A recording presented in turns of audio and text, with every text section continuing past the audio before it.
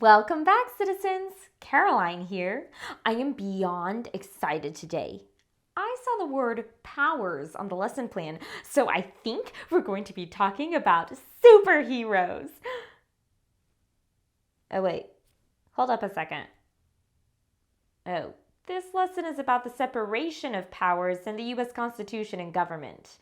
Oh, I don't think this has anything to do with superheroes at all. I really wanted to wear my cape and mask for a lesson about superheroes. You know, I may just leave them on as we discuss the separation of powers.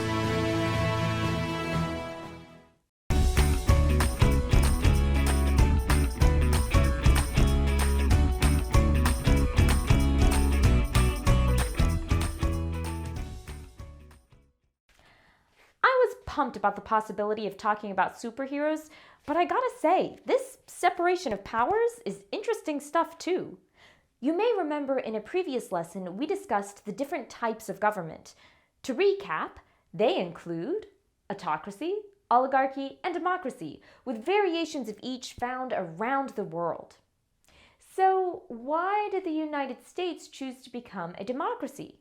Specifically, why did the US become a democracy with 3 branches of government? That's what we're going to answer today, super friends.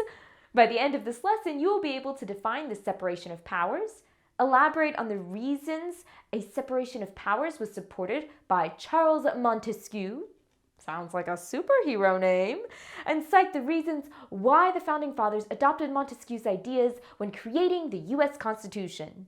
Let's fly into it! As you learned in a previous lesson, there are certain functions that most all governments handle. Those include making and enforcing laws, providing a military, and a system such as courts to carry out justice. Like the US, many governments also have elections, which is what makes the US a representative democracy.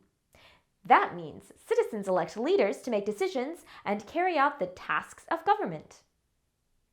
Elections are important because they make government officials accountable to the citizens who vote for them. But it can be a long time between elections, so the Founding Fathers wanted to make it hard for a particular person or group to get too much power. If that happened, some citizens might have their rights and freedoms taken away, something that is called an abuse of power. Sounds like something a supervillain would do.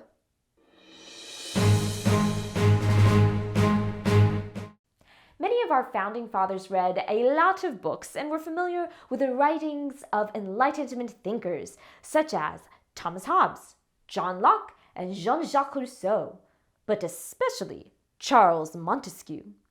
Some ideas of Enlightenment philosophers were included in the Declaration of Independence, which stated that the government gets its power from citizens, and that its main purpose is to protect their natural rights. This quote by Rousseau reflects that mindset.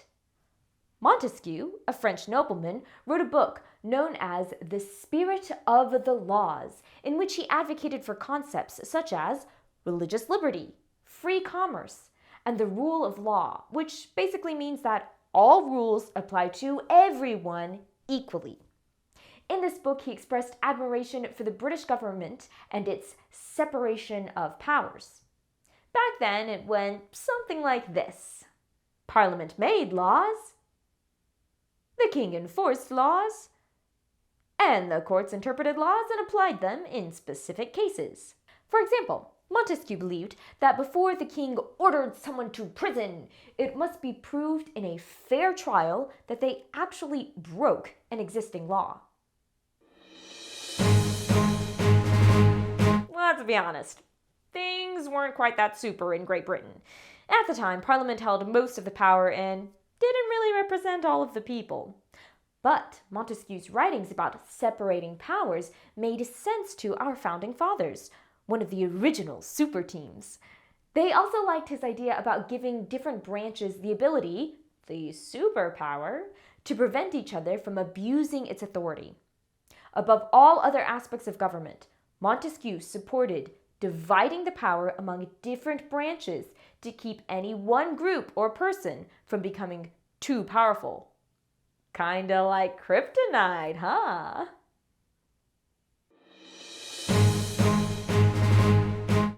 You already know that our founding fathers were inspired by great thinkers while creating our government. But did you know that they got ideas from other civilizations as well? Can you remember a couple? One was the Roman Republic, which split power 3 ways between a presidential figure, a senate of wealthy folks, and an assembly of land-owning citizens. Another was the Iroquois Confederacy, which guaranteed equal representation among its members at council and had all members follow their decisions. When it came time to create the US government, they used the thoughts from Montesquieu and other thinkers and examples from past cultures. But they also had their own marvelous ideas. The Founding Fathers had an agenda and goals when they came up with a constitution. Remember, they had recently declared independence and fought the Revolutionary War because the British government was unacceptable. As you learned in US history, the British government abused its power by giving different rights to colonists than to people living in England. They also administered justice unfairly and passed laws that most colonists did not agree with or have a say in. The Founding Fathers wanted to prevent all that from happening in the future. They also agreed that a national government had to have more power. Their first attempt at a constitution, the Articles of Confederation, was a flop. It had several problems, but the biggest was that the US government lacked the ability to enforce its decisions and laws. Talk about a super dud. When it came time to replace the Articles, they designed a government based on the separation of powers, so that each branch of government was powerful enough to get things done, but would be able to limit the powers of the other two. At the Constitutional Convention of 1787, most delegates went to Philadelphia expecting to revise the Articles of Confederation. Some had other ideas. Chief among them were James Madison from Virginia and New York's Alexander Hamilton. Their political views differed greatly, but they agreed that great change was needed. Discussions centered on many topics, including the election and power of the president, and whether to have a Congress with one house or two. In the end, Madison, Hamilton, and a majority of the delegates agreed on a document. At the heart of the new government was one primary concept: the separation of powers among the 3 branches. Well, over 200 years after the US Constitution was written and approved, our government still maintains the separation of powers to keep any one branch, person, or group from becoming too powerful. Our legislative, executive, and judicial branches maintain checks on one another, limiting the superpowers of each branch. We will be taking a close look at each of the branches and their powers soon, heroes. Until next time, you wonderful citizens, vote, debate, and participate. Hey, hey.